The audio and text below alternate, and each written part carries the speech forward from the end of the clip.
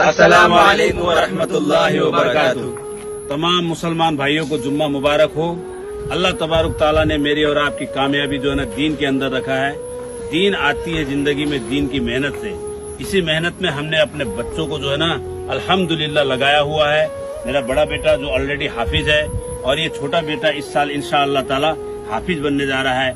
आप इनके लिए दुआ कीजिए कि अल्लाह तबारक ताला इनको अपने दीन के लिए कबूल फरमाए।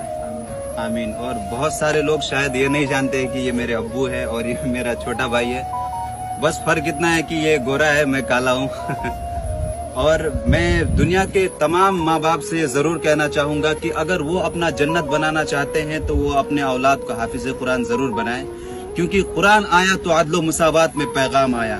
कुरान आया तो बातिल के लहराते झंडे टूट गए। कुरान आया तो हजरत उमर ने ईमान कबूल किया।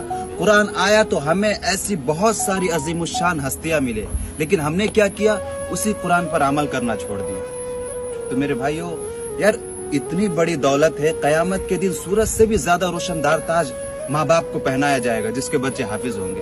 तो अल्लाह क्या कहते हैं कि कुरान पढ़ता जा और जन्नत की सीढ़ियों पे चढ़ता जा।